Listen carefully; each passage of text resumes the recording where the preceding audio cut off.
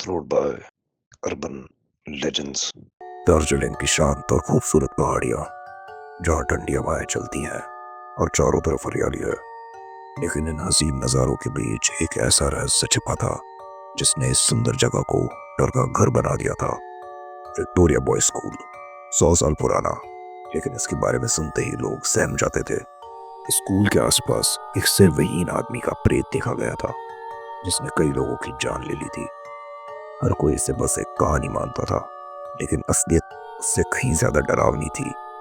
विक्रम सिंह, जयपुर का एक मशहूर भूत शिकारी जो अजीब घटनाओं और रहस्यमयी ताकतों से लड़ने के लिए जाना जाता था। उसे ऐसी चुनौतियों का सामना करने में कोई डर नहीं था। उसे अंधेरे में छिपे सच को उजागर करना पसंद था। एक दिन दैनिक भास्कर में छपी एक खबर ने विक्रम का ध्यान खींचा।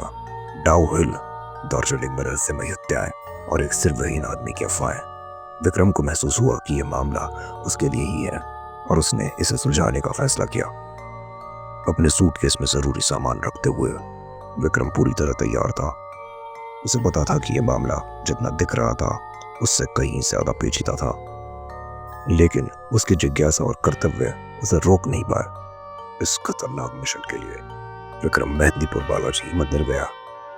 वहां एक तांत्रिक ने उसे एक पवित्र रिवॉल्वर दी और कहा, इसका इस्तेमाल सही वक्त पर करना यह सिरविहीन आदमी को रोकने का एकमात्र तरीका है। विक्रम समझ गया कि यह लड़ाई आसान नहीं होगी। जयपुर जंक्शन पर ट्रेन में बैठते वक्त विक्रम के मन में उम्मीदें थी, लेकिन साथ उन हत्याओं की गूंज भी थी। सफर लंबा था और उसके दिमाग में लगातार सवाल उठ रहे थे। क्या वह इस रहस्य को सुलझा पाएगा? ट्रेन के अंदर बैठते हुए विक्रम का दिल तेजी से धड़क रहा था। अंधेरा बढ़ता जा रहा था और उसके मन में आने वाले खतरों की तस्वीरें उभरने लगी, लेकिन उसके अंदर का जिज्ञासु इंसान उसे आगे बढ़ने के लिए प्रेरित कर रहा था। दार्जिलिंग स्टेशन पर उतरते ही विक्रम ने महसूस किया कि यहाँ की हवा में एक अजीब ऊर्जा थी।